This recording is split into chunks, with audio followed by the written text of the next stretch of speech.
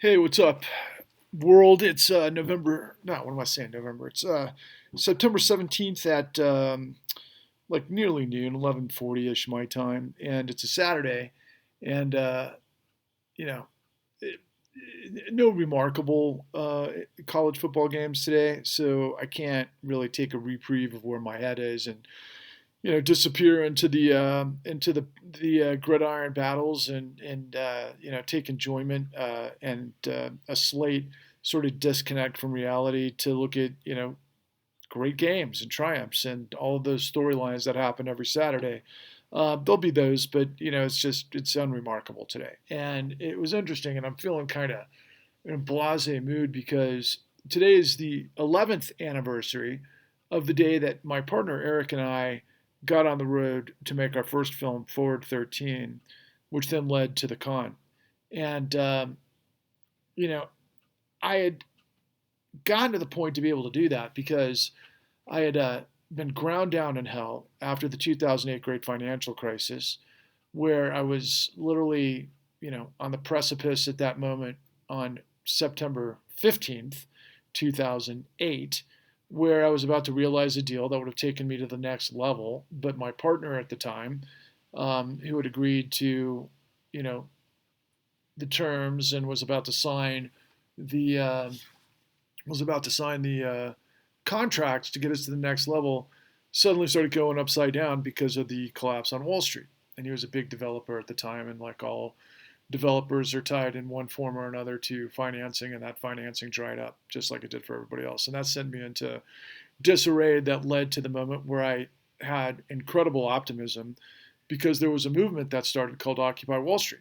And one thing led to another, the planets aligned, and I was able to realize after a miracle funding to go out and try to figure out what was going on. And my premise the whole time was, well, as somebody who was representative of, let's say, the previously once upwardly mobile middle class, and somebody who really, in a deep, deep, deep, sort of soulful way, used the theory, I suppose, the ideology of the American dream to guide me. I always felt like everything was potentially, able to be overcome. And if you just put in the work and the effort and you figure stuff out, great things happen. And so I was incredibly optimistic when we set sail, literally, on this adventure where I had to, for myself, try to find answers to things that didn't make sense. And to put that into perspective, literally 11 years after that journey began, and as much as I have the answers to what it was that I had sought out to try to obtain, I still haven't been able to put it all together because of just the grand chokehold this invisible force of deception and corruption has on literally everything.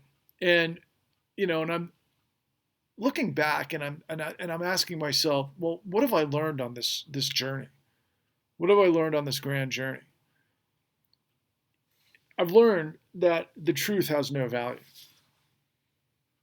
I was reminded of this morning because I just happened to come across some YouTube interviews that popped up in my algorithms that came out a couple of years ago, and just because and we all know this, right? If you get into certain music, or if you follow your favorite dancing dog, or some beautiful girl, or some party scene or whatever, you're going to get more and more of the same. And so, because I happen to be pretty obsessed with financial corruption, one of the great editors, writers, researchers of our time, a guy from the New York Times by the name of David Einrich, popped up on my feed this morning, and he was talking about his book Dark Towers, which is kind of a deep dive on Deutsche Bank and really Donald Trump's association with it.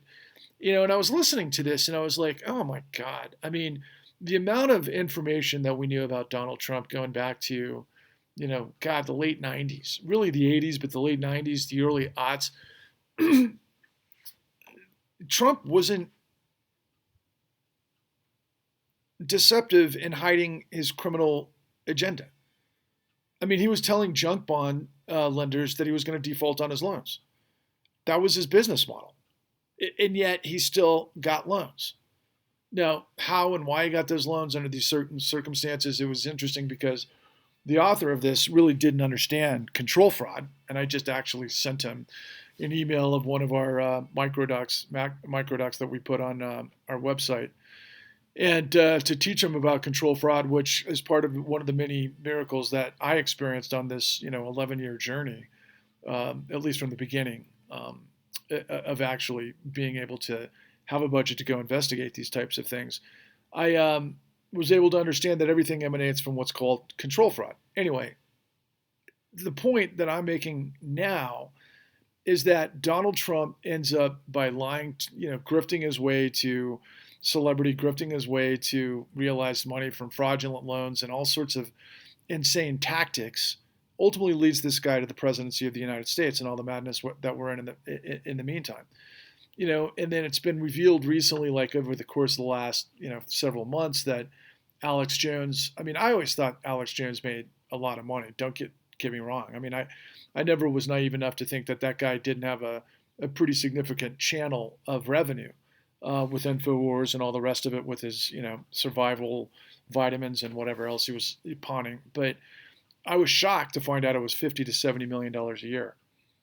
50 to $70 million a year lying about children being slaughtered at Sandy Hook.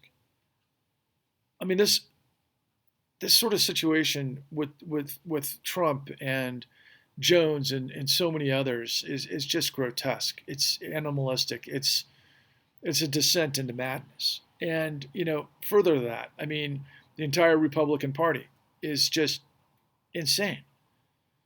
And the corruption and the lies and the deception. And so who am I to be talking about those guys? Because everybody's like, what aboutism, right? Well, no, of course. As I've told everybody over the course of time, I mean, the biggest lie of them all came from President Barack Obama when he went on 60 Minutes and said that, what Wall Street did, as unethical as it was, didn't rise to the level of criminal behavior, that it was shenanigans, or, that it was, some of it wasn't illegal, as he put it.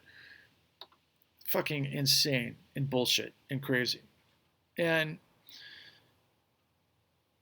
I look back at this time period and I can't believe how, on the one hand, I'm so incredibly inspired because if I didn't go on this journey, I would never have known of all of the courageous people in the pipeline, the whistleblowers who put their entire careers on the line to make those that should have been able to do something about the criminal rot that was happening within this insane crime pipeline, to investigate it and to bring it to an end.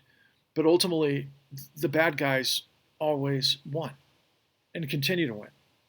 The bad guys continue to find ways to isolate the truth, basically water it down, get it hidden, and then blame, the circumstances on a whole bunch of other factors that are ridiculous. And the worst part of it is most of that's coming from the professionals within the systems.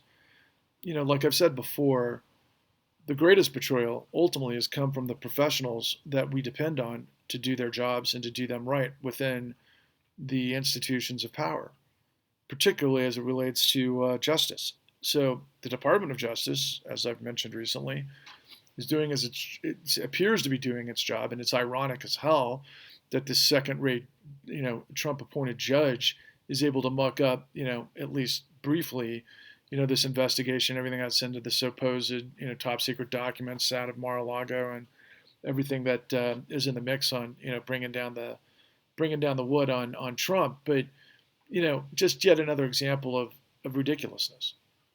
I mean, just this part of it alone, to me, is small potatoes. I mean, like I said at the outset, the stuff that Trump has been involved with grifting and lying and deception and thieving and, all of these things have been rewarded the whole time. The lesson is, and I think most of us know or aware and are probably sickened by, this massive Grand Canyon of justice. So, an innocent person could be put away for decades if they have to depend on the state to defend them.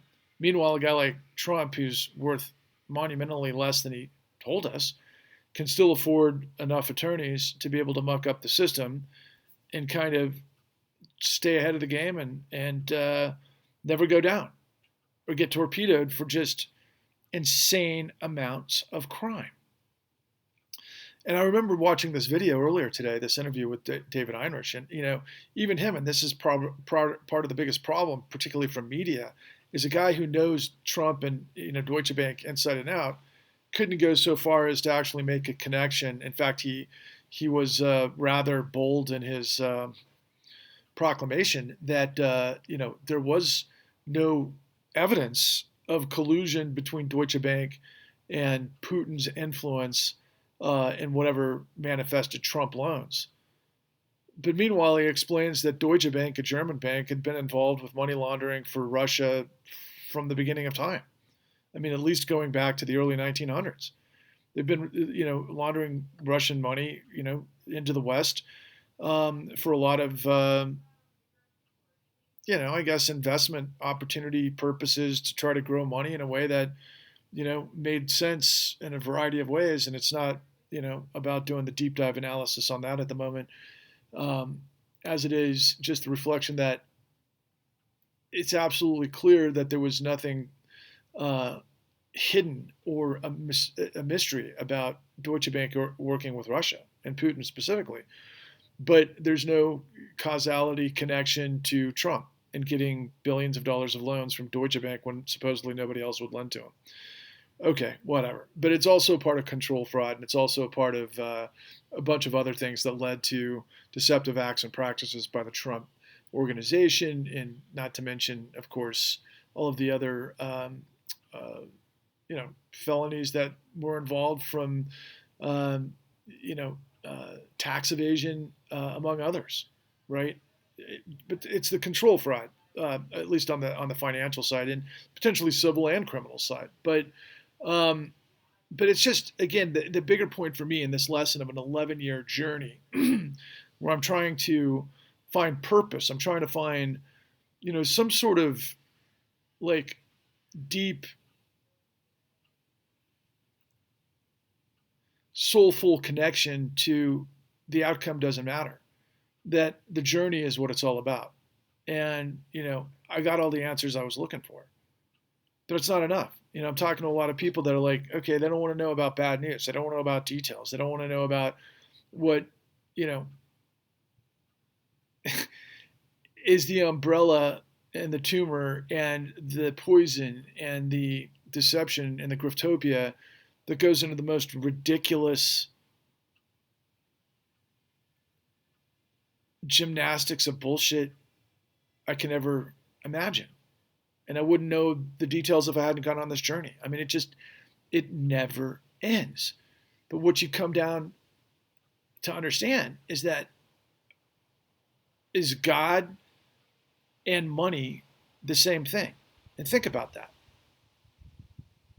I mean, God is what? I mean, it's just this invisible force that supposedly knows everything, that is supposed to be a moral guide that's going to have some kind of consequences, for everyone, regardless of their structure.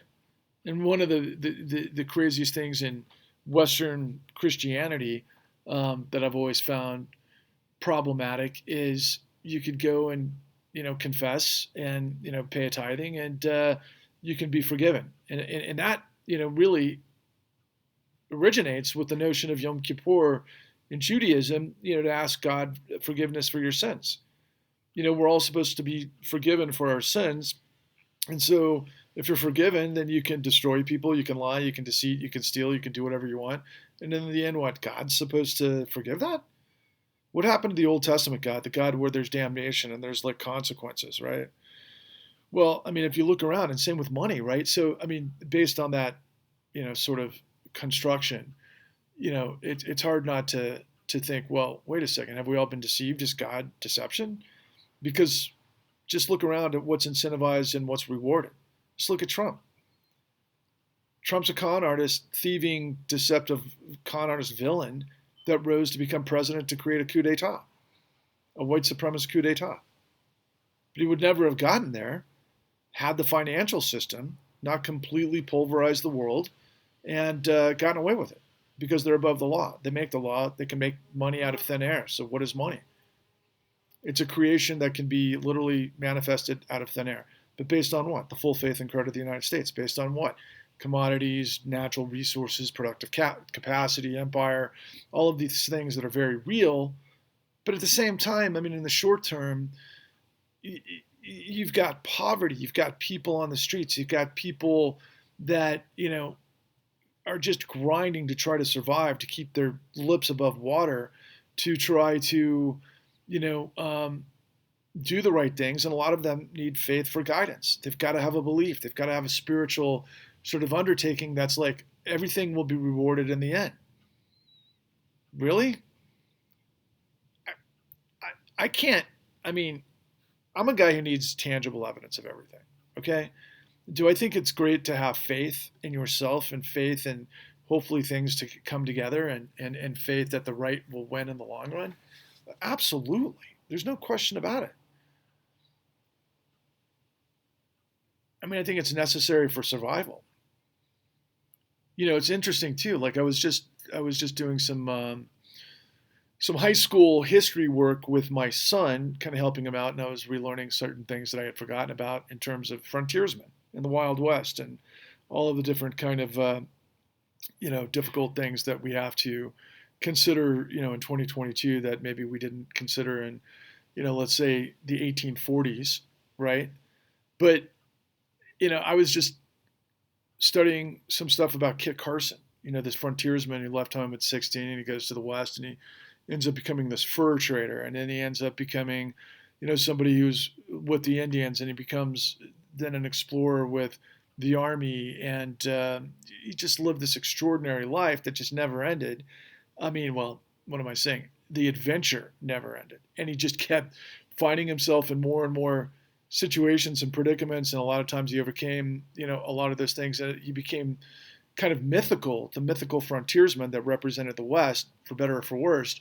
And but at the same time, all of his exploits that led to that myth were real. That he just freaking went with the grind. He went with the river. He just fucking did what was going on right in front of him. And I'm sure there was both plenty of good and bad. And, I will say that Kit Carson, I found out that he fought with the North against the Confederates using, Mexicans turned Americans because of what happened after the Mexican-American War that led to the Civil War. But anyway, that I found fascinating. And life is always a balance, right? There's always good and bad, and nobody's perfect, and we're all flawed.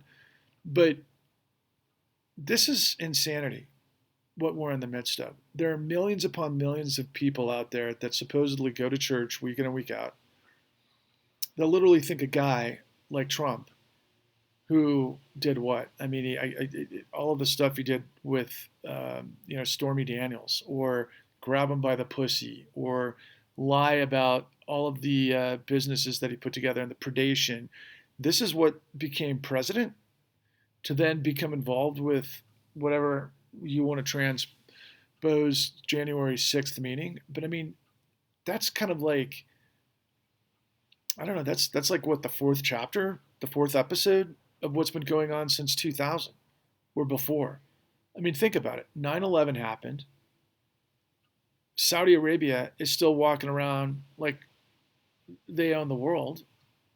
And we've allowed that to happen because those that are at the apex of our financial structure play ball, which fuels our military industrial complex and our fossil fuel complex. And that's what has complete control. And those institutions and others are above the law, completely above the law.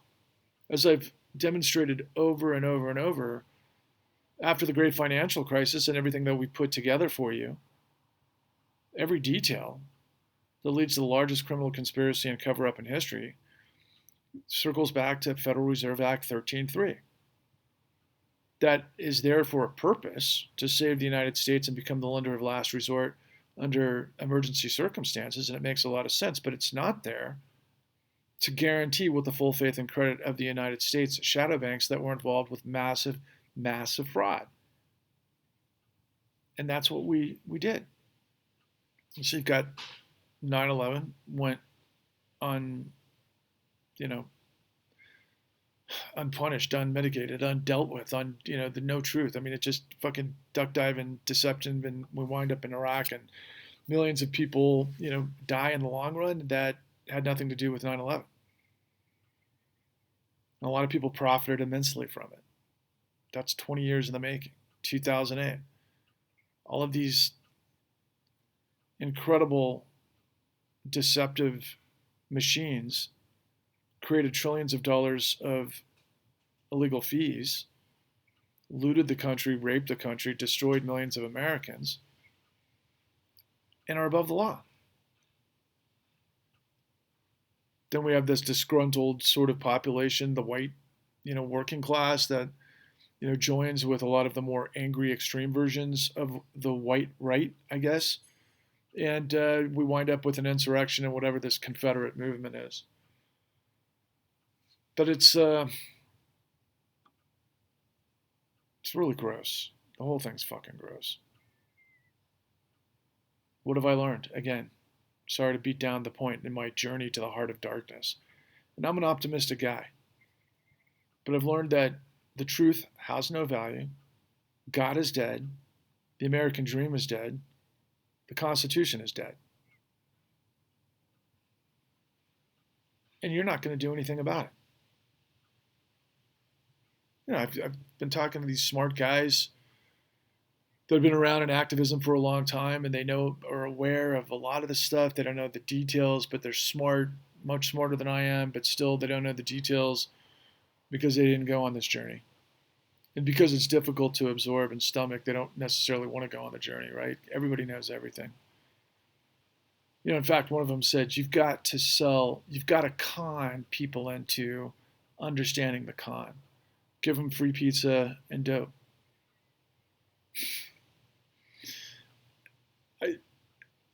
It's easier to just give them fucking, what did the Jonestown Massacre?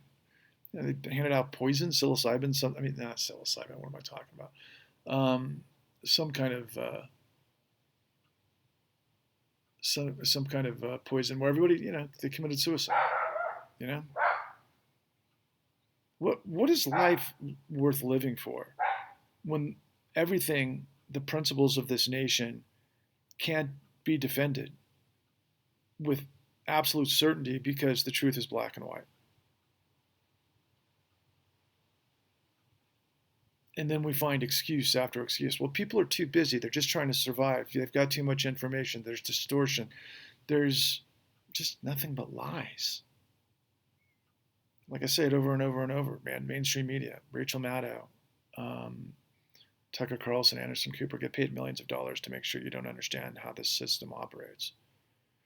And then you got a bunch of guys chasing algorithms and audience share to give you their reaction to what's going on in their typically humorous ways, whether it's Joe Rogan or Jimmy Dore or Russell Brand, all the comedians, which I enjoy, but they don't know any of this stuff.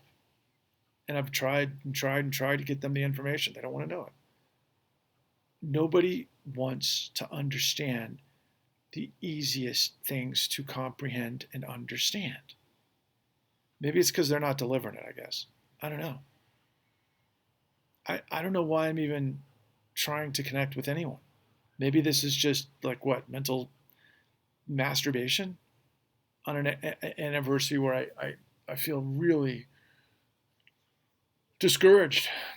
I've spent millions of dollars and years traversing this country with great expense and sacrifice to get the truth, and the truth doesn't mean a goddamn fucking thing. It doesn't mean anything. The integrity of law doesn't mean anything. The value of money, the value of hard work, the value of supply and demand, the freedom of choice, the freedom of energy, the freedom to be informed, none of that shit matters. We're too fractured. This machine of evil requires your complicity, your ignorance, your cowardice. It demands your loyalty. to lies. Which means that none of you give a flying fuck about democracy. None of you give a flying fuck about the rule of law. Nobody out there, none of you gives a flying fuck about right and wrong. None of you gives a flying fuck about dignity or integrity or truth or justice in the American way. And I thought I really, really deeply cared about all of it. I do internally, but it just means nothing. And I keep coming back to this sort of configuration in my mind. When nothing means anything to you, you mean nothing. I mean, how much do we have to continue to try to wake you up to the reality of this insane ocean of madness and lies that you're all a part of? Now, I've said it a million times. There's a lot of innocent people out there that work hard, that have, found success, that deserve success, that get a lot of other success from this system, that didn't partake in all of its maneuverings of deception. And I think if they had millions of people that stood up to this, they'd be a part of it too. But they don't have time to go out and create a movement. They don't have time to go out and find the truth. They're too busy saving lives or building homes or, finding cures for diseases or whatever. There's still plenty of good people that operate in the system in a way that does make sense. And I'm glad for them. I really am. I'm glad for anybody who finds solace or, comfort and degrees of success that they've earned. I think that's the most important thing that exists. But the rest of it's an illusion. We're all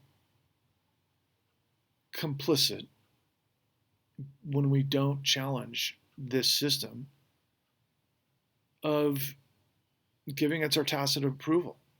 I mean, what's that line that says something like, evil flourishes when good men do nothing? It's all fucking cliche, right?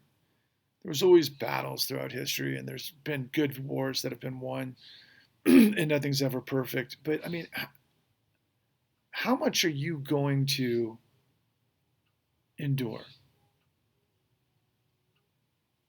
How long are you going to remain silent in the overwhelming evidence of this evil that has complete control? I'd say for the top 5%, you're going to do it as long as you get paid to do it, and as long as you don't have to fucking deal with it. For the rest of you, you don't have a choice. But then when you're on your heels, you're too weak to be able to fight. There's only one way this happens, is that if everybody gets on the same page and understands how it all works. And this isn't rocket science, it's racketeering. This isn't ethereal. This isn't philosophy. It's nuts and bolts, fucking black and white. Crime.